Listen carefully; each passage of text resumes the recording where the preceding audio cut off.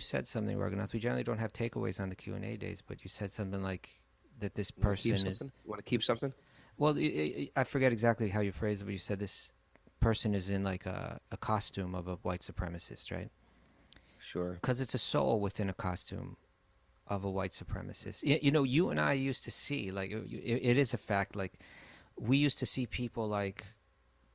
Because, like, in our scene when we were kids, it was like, there were, like, skinheads that were, like, straight-up Nazis, right? Straight up. Like card-carrying Nazis. Yeah. Not like Trump is a Nazi or whomever is a Nazi. One political guy is a total Nazi. It's like card-carrying, self-identifying, I am a Nazi. Proud to, swastika on their neck. Following. Mein Kampf, yeah. Like they identified as Nazis. And then there were like peace punks, which were the opposite. They were extreme left. They want to destroy the system. They want burn everything down. They want no government whatsoever. And you would see people like switch the uniform, right? Like in a short amount of time, someone would go from being like a Nazi skinhead to like a peace punk. And I think it illustrates what you're saying is they were looking for an identity. They were looking for a group. They were looking for some kind of meaning, through it, some kind of meaning in life and some kind of group to belong with. And so it's a fact that even though these ideologies can be very destructive, the reason why people take shelter of them, you could say, is not necessarily because of the ideology, but it's kind of what the ideology is offering them, in emotionally, even. Right. So if that's the case, then what's the best cure for it? How to respond to it, how to change it. Om Namo Bhagavate Vasudevaya. Om Namo Bhagavate Vasudevaya. Om Namo Bhagavate Vasudevaya.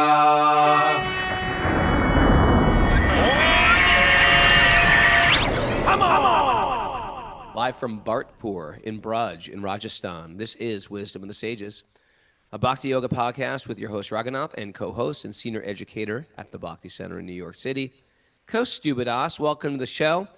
Today it's Saturday, November 15, 2025. This is episode 1696. Kaustubha, it's good to be back. We are in this incredibly charming little village, which is still considered Braj. The bigger town is called Bhartpur. And where are you? This is right outside of Bhartpur in this real, this is what Vrindavan must have been like 60 or 70 years ago. It is just like simple village, very clean. Everyone's got their own cows and buffaloes in their local temple. Some roti out there, some makkan and roti out there. There are makkan rotis everywhere. And it's super charming. We're staying in this beautiful old Haveli, which is ridiculously cheap. And, talk about the thick walls. You see how thick the walls are just by looking at that window behind you?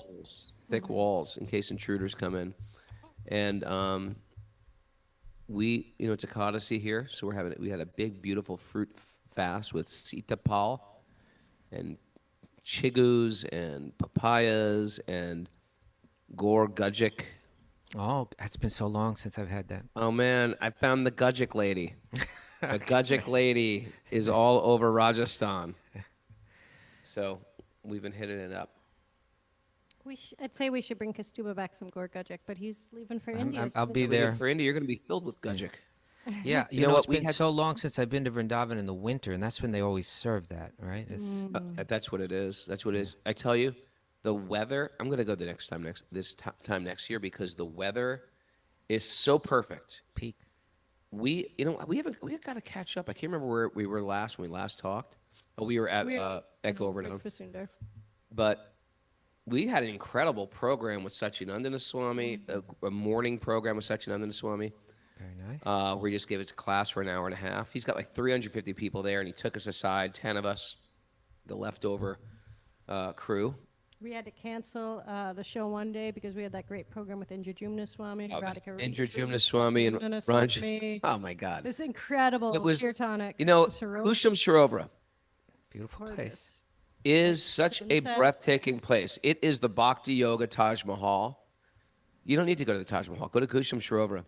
It was built when the kings of Jaipur plummeted and pillaged Delhi, who was taken over by the invaders, and they took the money and they built that as a monument to Krishna, and it's breathtaking. And it's almost been, since you and me have been young, it's almost sat there like almost like a desolate monument. Now Kirtan's getting bigger than ever.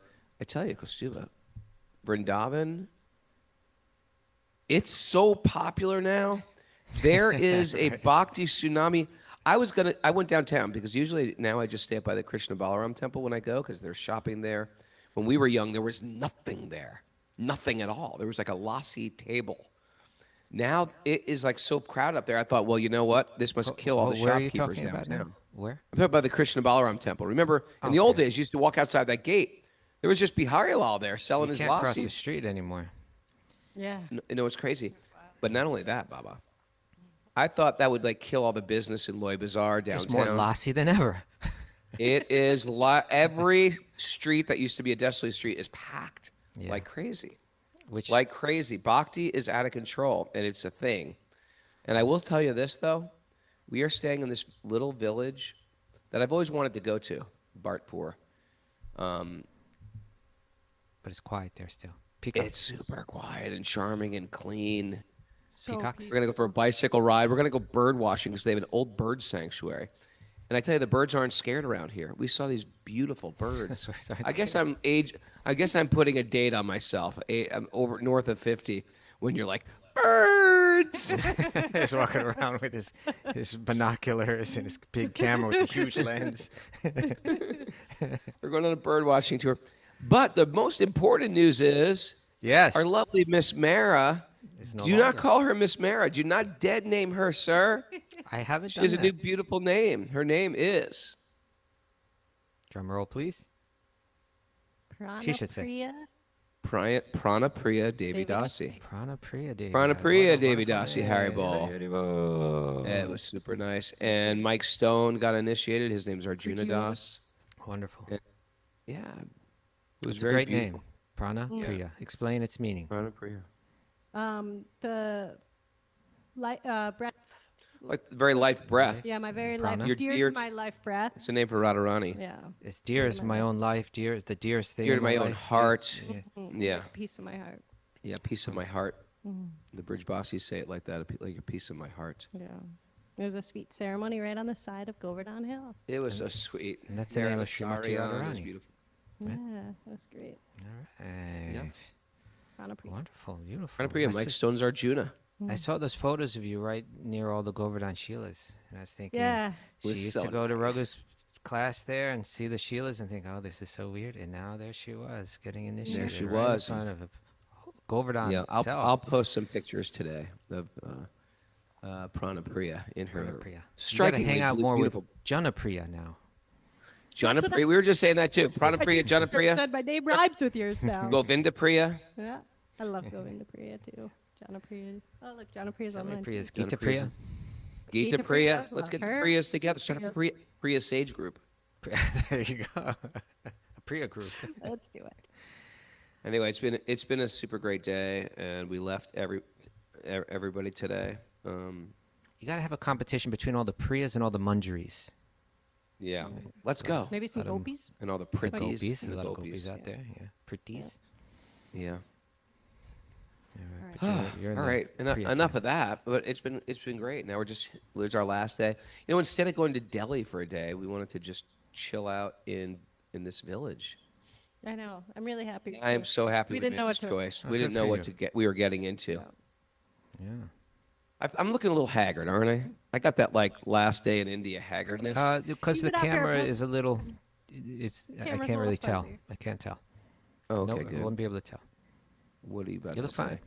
Well, no, I was just saying, like, our pilgrimage ended, and usually we, like, take a deep breath and have a minute to chill out, but we were still traveling with about 14 people after pilgrimage. That's how I roll. Yeah, it wasn't until Pranapriya. today. It wasn't until today that we, finally This is the first time we're finally alone with Zeb. you and Seb. Just you, me, and Zeb and Tarun. I like always having a third wheel. He's our latest in our third wheel. Third wheel collection. Yeah. That photograph of you at your initiation ceremony, and then Tarun was there, your son Tarun. Yeah. He looked very Paka, like Paka Vaishnava, playing Yeah, mridanga. Tarun is looking good. He's getting all the blessings. Yeah. Yeah. He's sweet, too. Tarun's sweet. Satchidananda Swami went to him, how did you get all these good qualities? And he just goes, my father. Oh. He said it was all sweet. you for sharing that. sincerity. Any Yeah. other wonderful glorifications of you? Well, I was glorifying him. I don't think he gets any of his good qualities from me when I was his age. I was His a total glory jerk. is that he glorifies you. That's right. Yeah, well, the It's what glory makes that- him glorious. Sweet man. Sweet gesture. He's It a was sweet very gestures. sweet. I'm just kidding. All right. So we got the Q&A today, but first we have to hear from Pranapriya if there's any announcements. You know, your name is not good for the popping on the mic. You got to get like one of those mic covers just for your name. Ready? Boom, boom. Hit it, Prana. I should mention there's no show again until Tuesday. We'll have a show at 7 a.m. Eastern Time. Okay. Raghu and I will be back stateside, and then we'll have to figure out the schedule for the rest of the week because Kaustubha is headed to Because then India. I go on Wednesday. Yeah, We're going to like tag in the air, high five each other in the air. practically. Hmm.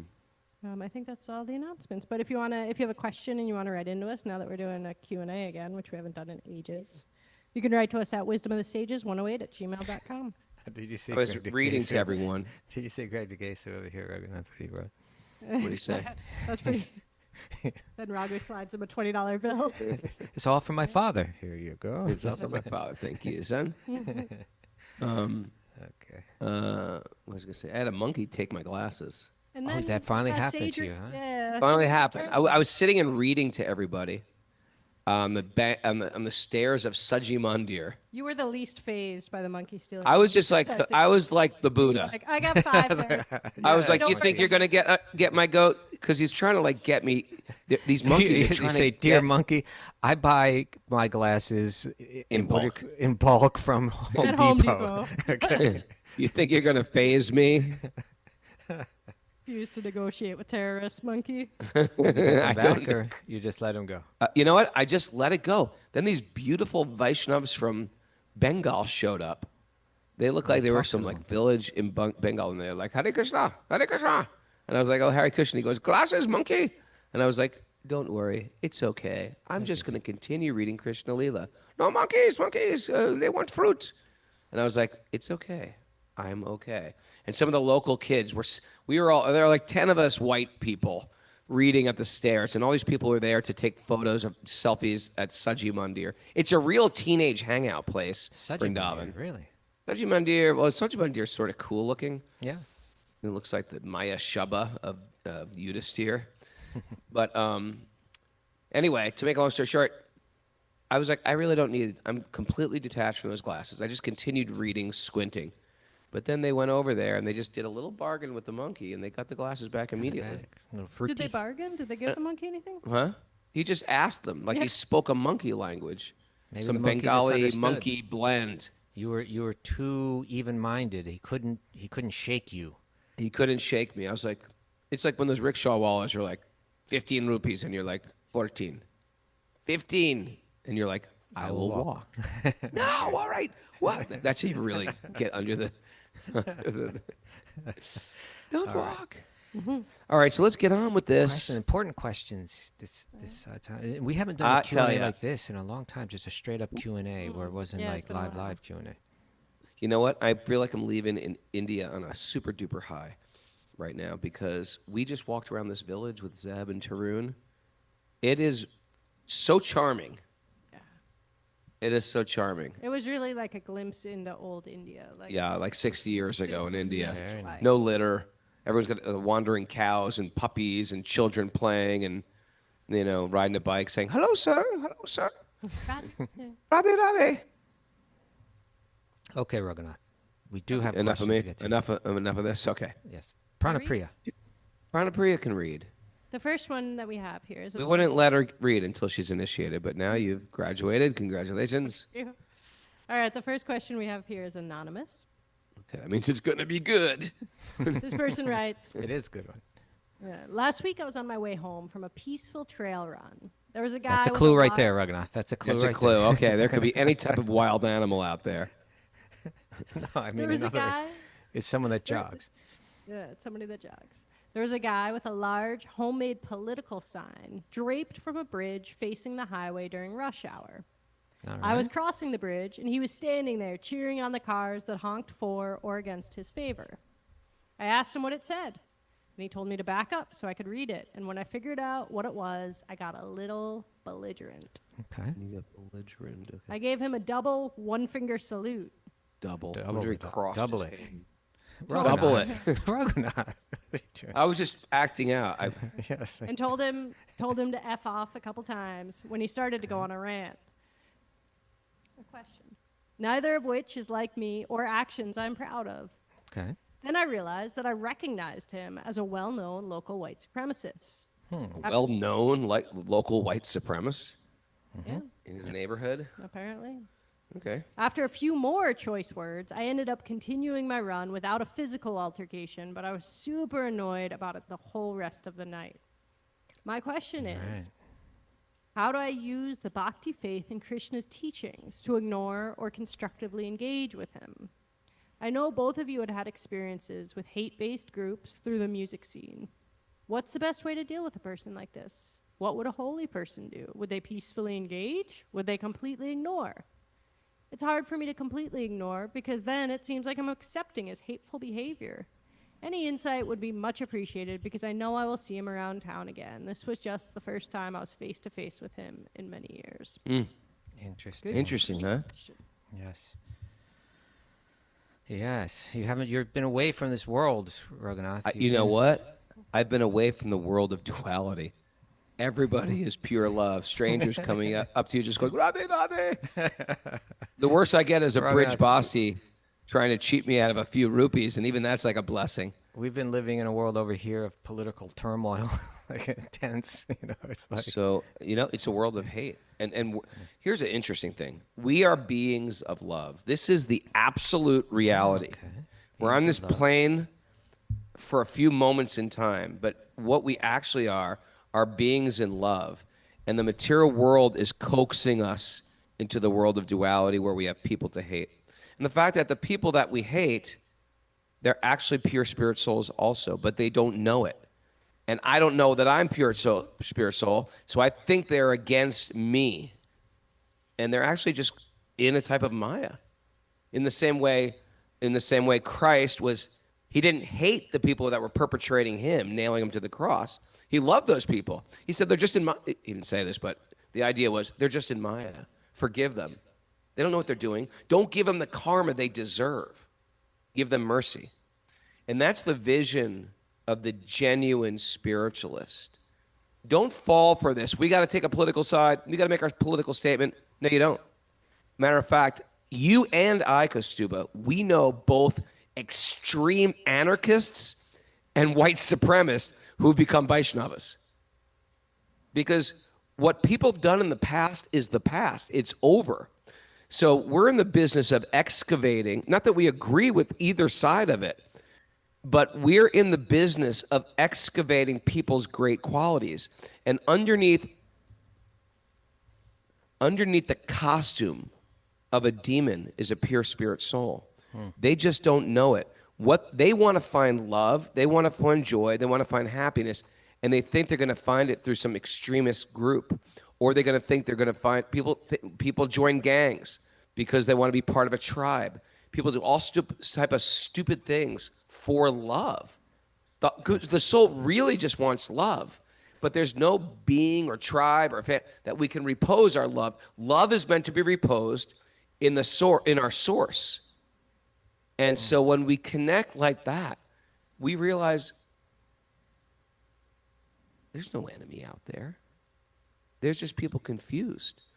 And when we go into relationships or we go into meetings with students or friends or family, in my mind, whatever people come to me with their problems, with their pain, with their tragedy, with their loss, with their success, in my mind, I look at them and I say to myself, this person just wants Kṛṣṇa.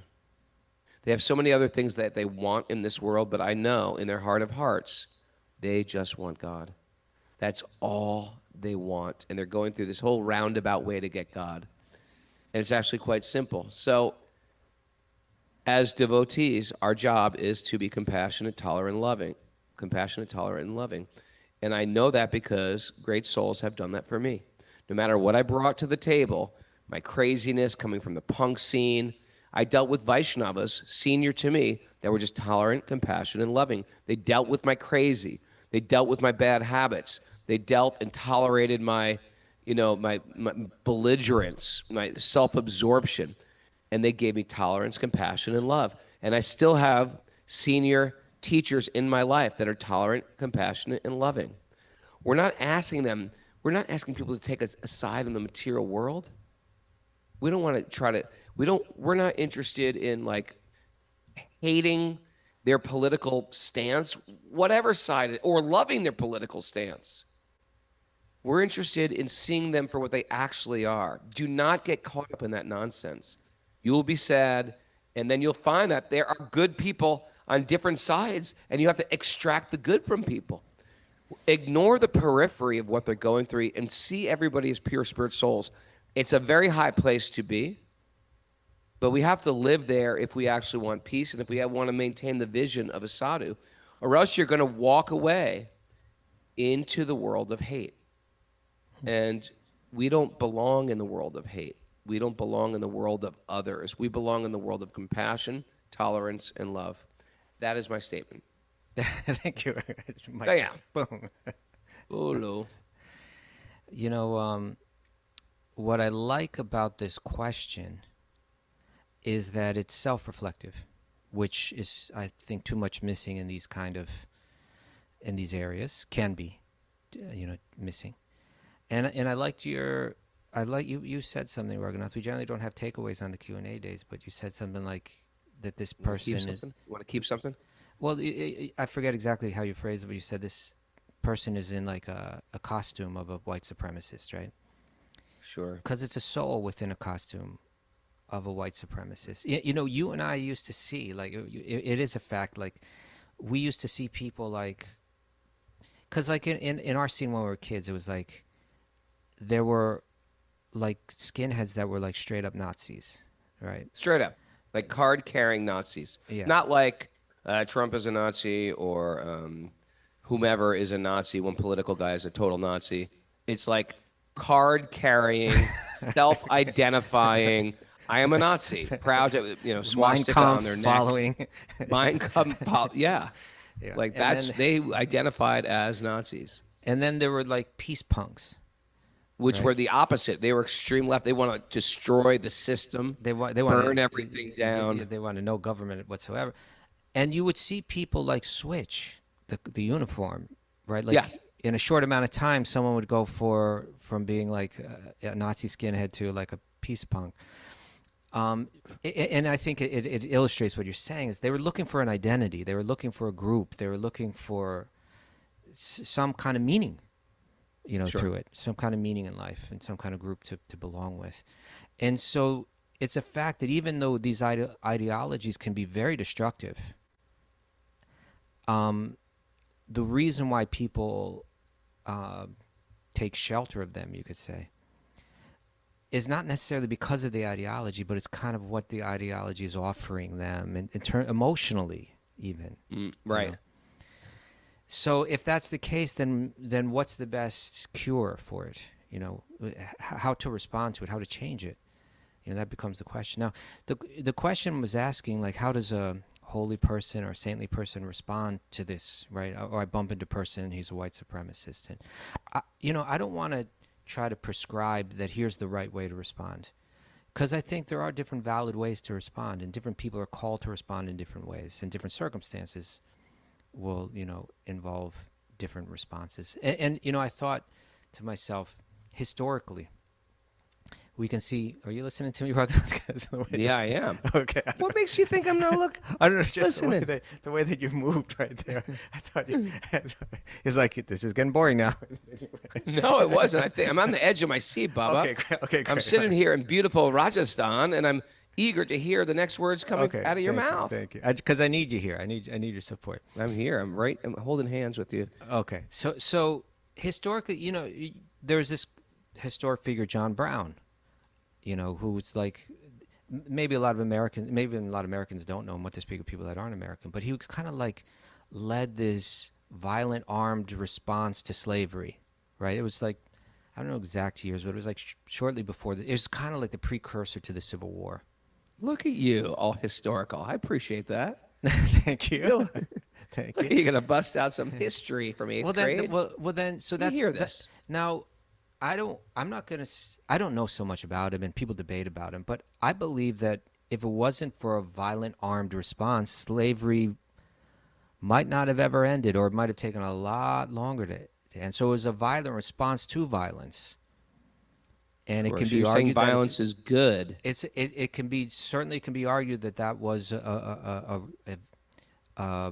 valid, healthy response. And then you had Martin Luther King, and his thing was like nonviolent resistance. And then you have someone like that Daryl Davis, who we discussed on the show before, who was this black man who approached KKK members one at a time. Right. And with the mood like, let me understand you. Let's talk. So Right. his thing was like transforming hearts through like friendship and through dialogue. Sure. And all of these can be said to be valid responses. So it's not like when you like get into Bhakti, you're still an individual, and you're still dealing with different kinds of circumstances, and different responses can be valid.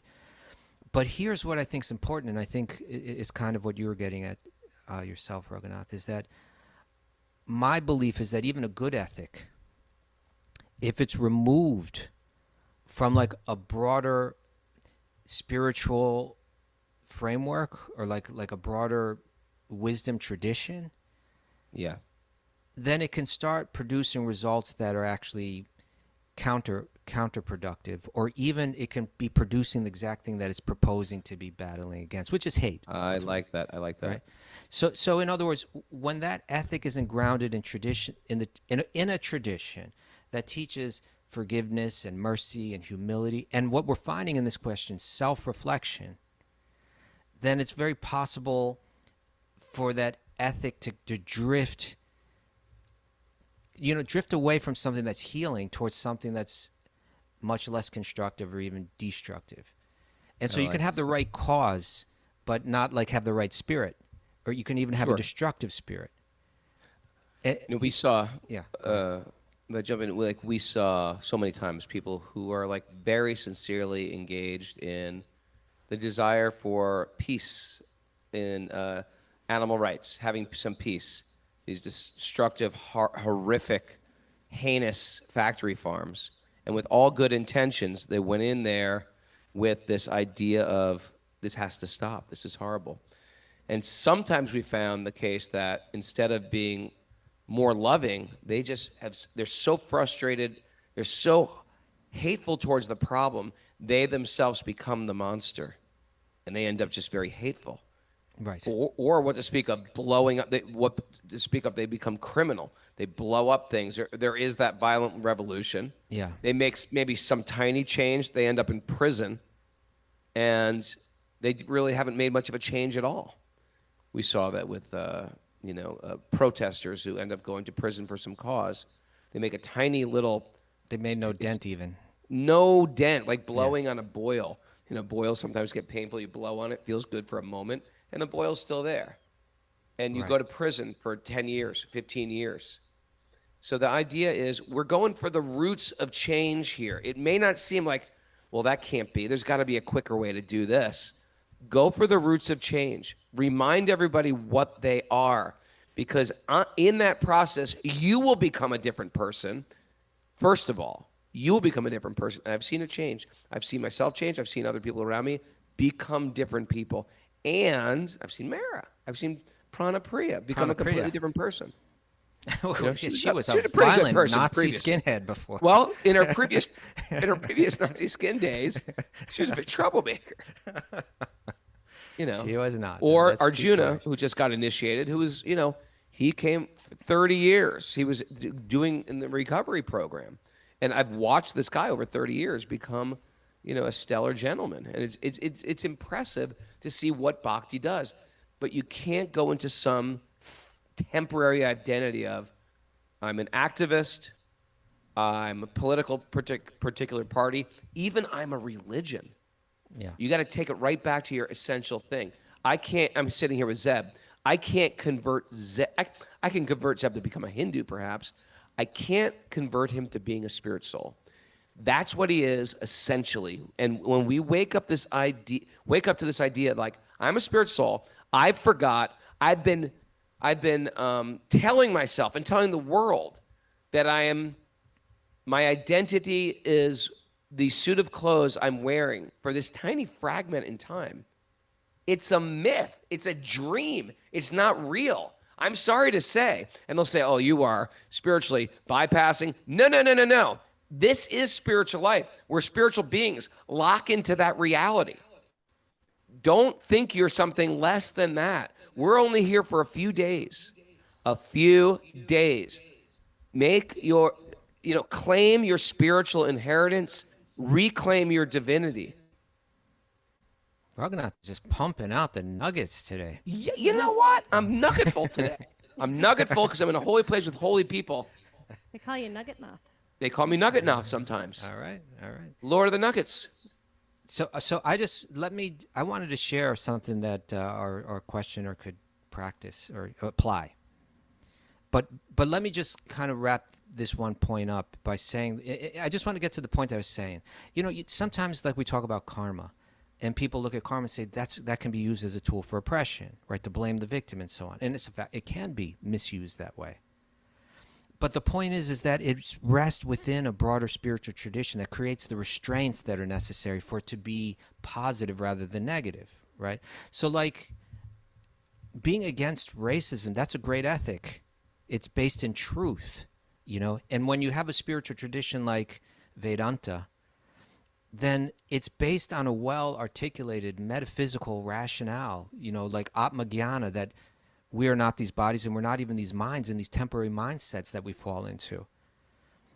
Or even like a simpler spiritual teaching like Jesus' instructions to forgive and to love even those that harm one.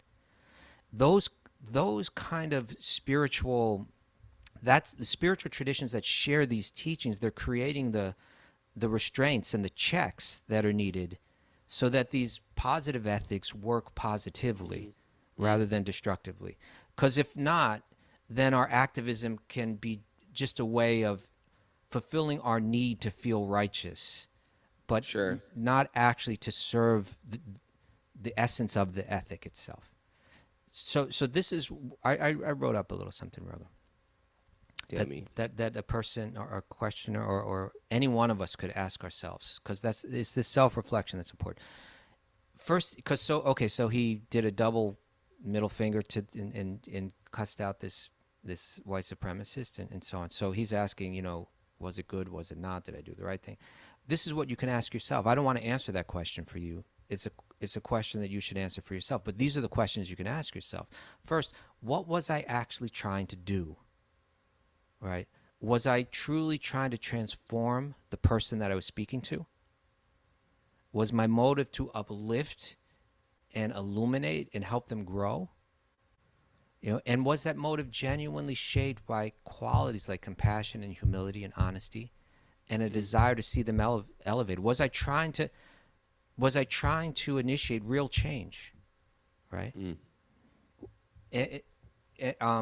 If that was my intention, then asked, was it effective? Like, maybe that was purely his intention. I want to help this person. I want to elevate. I want there to be change. But was it effective? Did my response actually move the conversation toward change? Did it soften the situation, or did it inflame it? Did it guide the person toward reflection, or did it shut the door completely? Right? That exchange, were you actually countering racism? Right? Or were you just kind of reinforcing it? Reinforcing that person digging in and becoming even all the more rigid and hateful. Right. And so, and then the next question is, if it was not effective, or if you realize that the intention wasn't fully there, then ask, what was what was I actually doing there? You know, was I venting my own anger or frustration? Was, you know, it may even be that you're dealing with your own inner turmoil, you know, that's making one respond that way. Was I reacting to fear or social pressure? Maybe I felt like I need to act this way because everybody's telling me that if I don't, that I'm part of the problem and not part of the solution. So I need to swear at this person and give him the finger. I'm on the wrong side of history unless I curse this person out. Right. But you're actually accomplishing nothing except that, right? Except feeling better about yourself. I love this point you're making. I'm going to just pause you for a second. Yeah. Pause the player. Pause it. Yeah. Are you changing that person's heart? Do you change a person's heart by hating them? Right. Right? Try it in a family dynamic. Try to shame a person. Try to shame your children. Coerce your children. Scream at your children to change. It's not going to work. Or it has some really perverse effect on them in the long run. They'll end up resenting you. We change and influence with love. I mean, you can do it in an authoritarian way. I'm sure Mussolini and Hitler all changed the way people behaved, but you didn't really change their hearts. You changed them by loving them. How do you make a mean dog sweet? You beat it more? No. You hate the dog? No. You learn to love that dog, and it's a much longer process that you need to invest more of your conscious heart into than just a quick fix. You know, that story of Daryl Davis is really such an amazing one, you know, because he was like a black guy somewhere, maybe it was in Virginia or somewhere, or maybe it was in Maryland, I forget. But he was like, he used to play, he was a musician, he would play in bars, like kind of like redneck bars, you know. Right. And so he was meeting these people just in his own, kind of his own workplace. Or circles, yeah. In his own circles, yeah.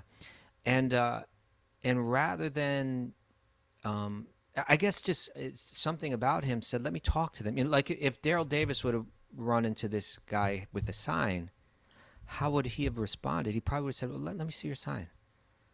I'm wondering why you feel that way. You know, is it something that you experienced in your own life? What do you think led you to this conclusion, and why you're here, standing here holding that sign right now? And he would actually get the person to think about it, you know? And so I'm not saying that everyone has to do that in all situations, but I'm just saying, look how he chose. And he was incredibly effective. It said that he converted over 200 KKK members or something, who turned in their uniforms and, you know, in all of that. So it's really an amazing. He has a TED Talk. I didn't know that. Daryl Davis did a TED Talk. So anyway, I was just running down this list. You know, was I defending my own sense of identity or righteousness? Was I trying to feel powerful and justified and morally superior? Right. Was I expressing my own tension rather than addressing the situation? And so, again, I don't want to tell you how you should react. I think it's wonderful that you're so self-reflective about this. And, you know, for like a Bhakti yogi, we're this kind of question kind of falls into two realms. One is like, how do I respond in a way that's healthiest for me to release all my illusion and for my true, pure, loving nature to arise? And then the other question is, what do I do for the world? Like, in other words, how do my actions affect externally? You know, have I changed this person? Have I actually countered racism in some way or not? I think you have to ask yourself both those questions and ask yourself, for you, what's going to be the most effective way to respond in both cases? Internally for your own spiritual life and externally for the world.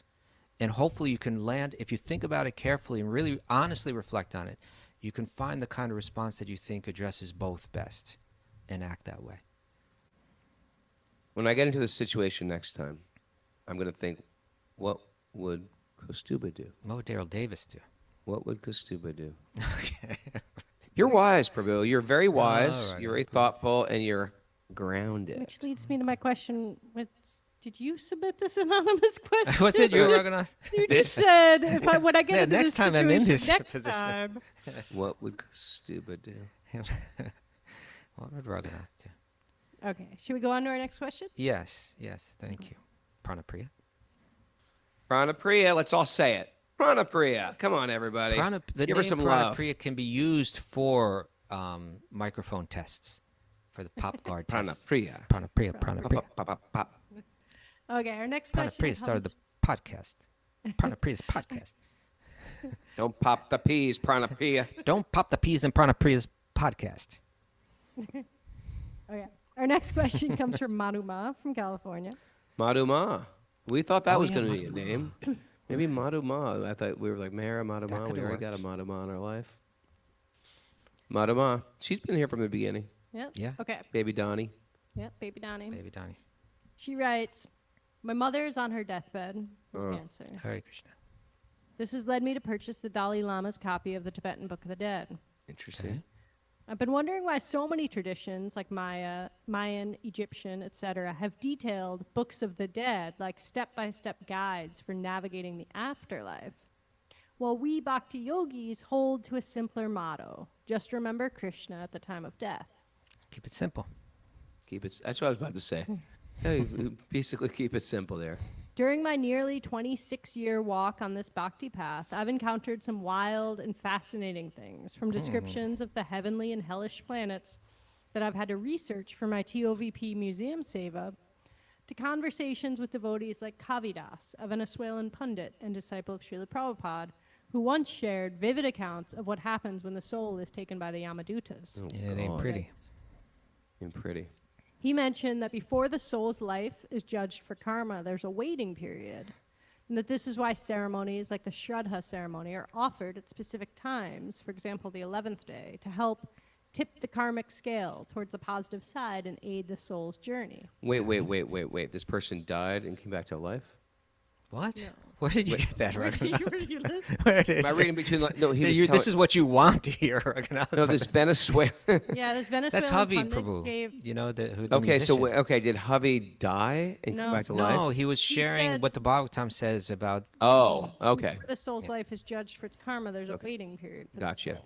It's what the Christians call purgatory. Okay, so my question is this. What truly happens once a soul reaches Goloka Vrindavan? Oh yeah. When I once explained to my ex the concept of Krishna's eternal abode, he joked, that sounds like a nice place, but unless they have a volleyball court, I'm not interested in spending eternity in an Indian heaven stealing butter and feeding it to monkeys. They do. There's lots of games.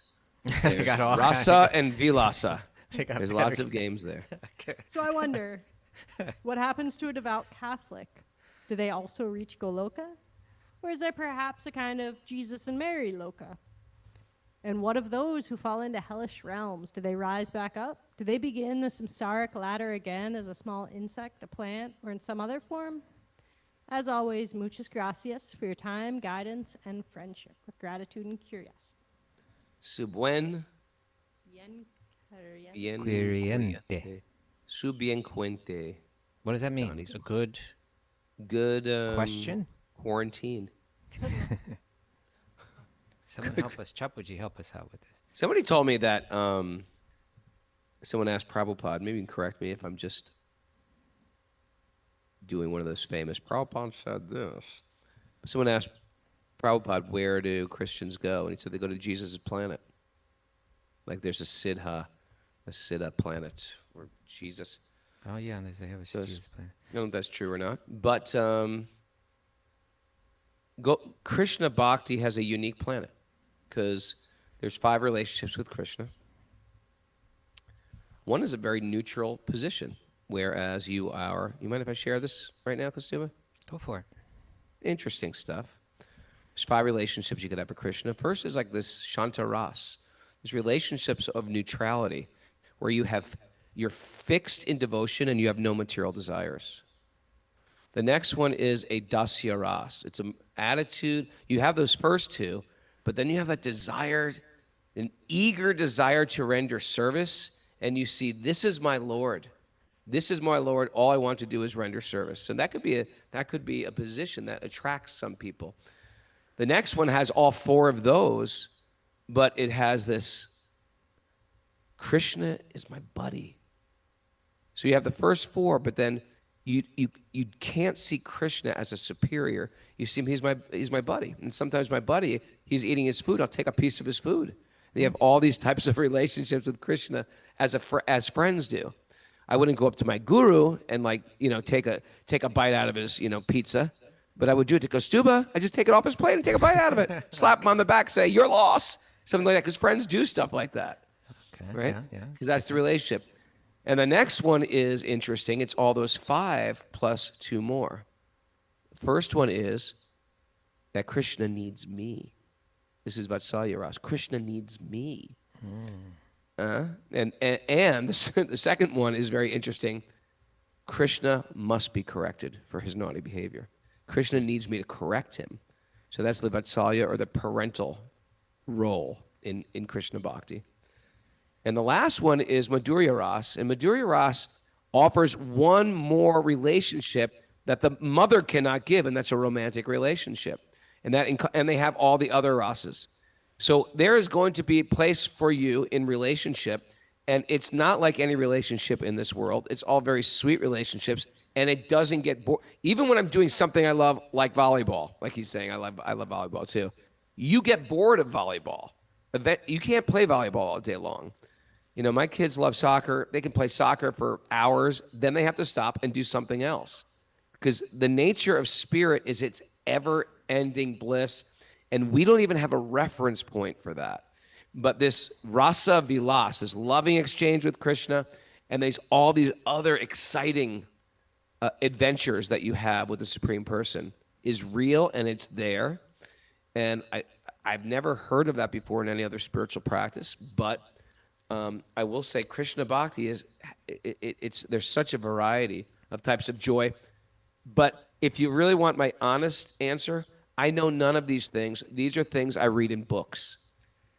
What I do know is in this lifetime, and I like to bring it back to this, because sometimes we can get lost in this world of esoterica, and it's interesting, and I find it gives me hope and direction. But I find that in this lifetime, when I am very, very God conscious, I am happy and I'm joyful. I don't have enemies. My actions help me grow. They help the people I love grow, and they help the people I meet grow. And I think I have to keep that. I have to keep not so worrying about the future, that next life, and I worry about this life. And maybe someday I'll go deeper into the esoteric next lives, but I feel like I'm here right now. What gives me the most joy? And I want to focus on that. And that is from following the teachings of the Bhagavad-gītā and the Srimad Bhagavatam, which sounds very narrow. It's not. Once we accept that all spiritual paths are going towards God. There's immediate love and appreciation for spiritual paths and spiritual identities. Anyway, I'm going to go there. I don't know if I answered the question. Well, I think you answered several parts. This had several questions, and you addressed about what happens to Catholics, and as well as, is it better than volleyball? I think volleyball is pretty good. I will say it's a pretty good thing. But no, you said there's not even a reference point. That's what I really liked about what you said, because if you really understood what someone is experiencing in this spiritual bliss, that there's ways of ecstasy, that your body is being washed, you feel like you're drowning in a pool of ecstasy. Volleyball will pale in comparison. Right? Yes. Right. Imagine if you were blind. You were just born blind and the whole world was blind. How do you even explain, there's things out there that have color? It's like, to explain color? How do you do it? Yeah. Or even, you could look at what is the elements in the volleyball game that excite one and satisfy one. Okay, and then you see that they're being offered there in comparison so meager to what's taking place in Leela, in Krishna's Leela. But setting that all, and there you go. It's like we're saying, it's not that you just float with wings in the clouds like an angel or something, or it's not just that you, or even, the Advaitic Vedantic idea that you just merge into the oneness. You dissolve. I read that on an Instagram post today. We die, we dissolve. That's spirit. We don't get saved, we dissolve. And everyone's had 800 responses. Yes, Ram, dissolve. I was like, dum-dums. So, Force it dissolve. Ours is like, no, you engage in eternal play in where the love that's exchanged is so deep and real and pure and overpowering that it's an ecstasy that these human bodies can't even contain. Yeah. So it's like you're saying, there's no reference point within the material realm to really understand it. But I thought what I would speak to is the earlier part of the question that had to do with, she wrote, I've been wondering why so many traditions have detailed books of the dead, step-by-step guides for navigating the afterlife, while we bhakti yogis hold to a simpler motto, just remember Kṛṣṇa at the time of death. And kind of what she shared right there, it kind of sums up a lot of the Bhagavad-gītā's teachings. Because the Bhagavad-gītā is comparing so many different ideas, spiritual practices, and then saying these are real, these are valid, but these are complicated, these are difficult, and they're not so direct as just offering yourself to me, just always thinking of me with love, just loving me, is what Kṛṣṇa is saying right throughout the Gita. So even like, say, in the 8th chapter of the Gita, you do have this kind of like cosmic navigational system for the time of death, right? And it's like a very demanding technical yoga practice. And Kṛṣṇa mentions there that he says that the people that are very learned in the Vedas, they practice celibacy, they withdraw the senses, they raise their prana, throw that in there, their prana. They raise Prana Priya. Prana Priya. They raise their prana to the top of their head. Right? Boom. And then they chant Om, and then they carefully time the departure out of through their head, right? According to like the auspicious cosmic conditions, so that they can navigate the cosmos and arrive in the spiritual realm. So like there is the Bhagavad-gītā does speak of that in some detail. It doesn't tell you how to do it, but it tells how people do it in a sense. But then Kṛṣṇa says, that he says, my devotees, they know both of these, they know this path, they understand it, but they're never bewildered because they simply remain fixed in bhakti. So he like explicitly and kind of repeatedly in the Bhagavad-gītā, even the last message of the Bhagavad-gītā is saying, you know what, bhakti supersedes all these technicalities, right? It takes you just to the essence, which is a simple, inclusive path of remembrance and devotion to him. And so he ends that 8th chapter by saying, a person who accepts the path of devotional service of bhakti is not bereft of the results derived from studying the Vedas, performing sacrifices, undergoing austerities, giving charity, or pursuing philosophical and fruitive activities. He's kind of summing up all like the Vedic teachings and the different paths. And he's saying, and then he says, simply by performing devotional service, they attain all these, and at the end they reach the supreme eternal abode, Goloka Vrindavan. And that abode, Raghunath was saying that, a Christian, that Prabhupada said this, right? In a sense, you go to what you meditate on, one way or another. And if you're meditating on Jesus, somehow you go to Jesus. But the only way you go to Goloka, because that's where Raghunath, the intimate love that he was describing, not the shantaras, but especially the love, the love of a friend, the love of a parent, the love of a lover, that's the love that's manifest fully and most intimately in Goloka Vrindavan. And you only go there when that is your goal. And the way that becomes your goal is you have to hear about it. You have to hear about it from people that have that desire, that have that goal. And then that desire will gradually arise in you. And that's what is the practice of Raganuga Bhakti, that I want that particular type of love for God. And it's only that type of love for God that leads to Goloka. And if you really want to get into the most fascinating explanation of all of this, it's really, you go to part 2 of the Brihad Bhagavatamrita, which is just like the most fascinating journey through all different levels of material and spiritual realms, all the way up to the pinnacle. And what happens when you get there? I think that was part of the question.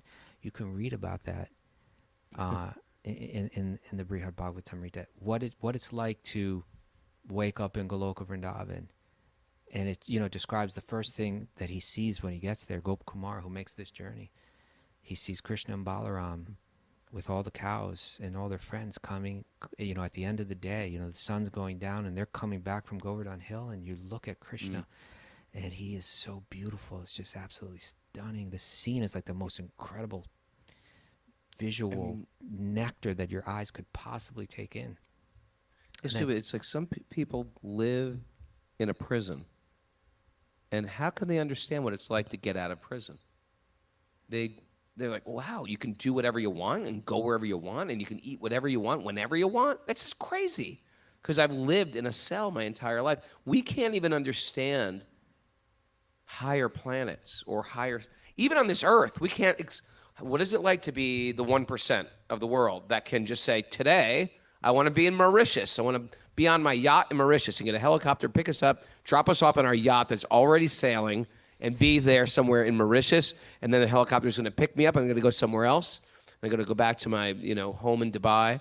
We can't even figure that out because we're just slugging it out in the material world trying to pay our bills. But there's people like that right around the corner. So there are heavenly places where sense gratification is so much more than turning on Netflix at night and making a bacon and egg sandwich for breakfast. There's, go to Subway for lunch. It's like, come on, peeps. If we can imagine it in this world, of course, higher realms must have higher realms of sense gratification. And then there are planets of mystics, and it must be mystical. And that Christianity touches on these things of angels, floating beings, and non-earthly types of beings, and demons. There's demons as well. And then, of course, we speak about a world outside of pain and pleasure. And we can't even fathom that, because it's just like we've never seen it. We've never seen it. Kaustubha, you know what you got to do? And we saw this recently. When animals like cows or calves or even rabbits do this too, but we saw a bunch of baby goats do this. When they get released from encagement for a while, like especially when spring starts, like the sheep and the goats, they'll jump and they'll frolic. Or what are they called when rabbits do it? There's a word for rabbits when they jump like crazy. And they're just excited about the world.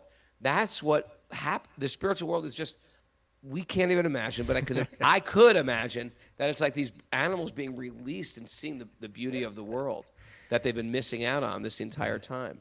And sometimes we've used this example of like a prisoner saying, "Oh, but if they let me out of the prison, will they have the Jello out there?" Yeah, they don't have Jello. We can't play I think I'll basketball just stay anymore. in You the can play prison. any sport. You can play basketball and other sports too. I really like basketball. I really like Jellos. And anyone outside the prison, because there's Jello out here, but there's so much more. It's like, Right. you don't want to be in that Kidding? prison. Jello. No, There's I Gore don't know. Gudgick, Baba. There's Gore Gudgick. According to AI, that happy rabbit jump is called a binky. Yeah, binky. It's a binky when they just jump. Where did Thank you you. get that from, Raghu? I had a rabbit. Really? But still, someone Juggernaut, had to his give you name that was. word. I never heard that before. Binky. Well, you got to hang out with rabbits and you'll learn these things. All right. I can help you. Rabbits also get the zoomies when they run laps around the room, and it usually happens alongside binkies. Yeah, yes. Zoomies and Yes, binkies. They go together. It's all coming back now. We should get some rabbits at the farm. I think we're done for today. Oh, Prabhu. I enjoy miss you. taking these written in questions. We have to make Yeah. sure that we do Yeah. this on occasion. Yeah, I miss you, Kaustubha. No, Raghu. I Serious. miss you too. I had a sweet time with Indrajumna Swami the other day. Very nice. He's a sweet man. Very nice. He's a sweet, sweet man.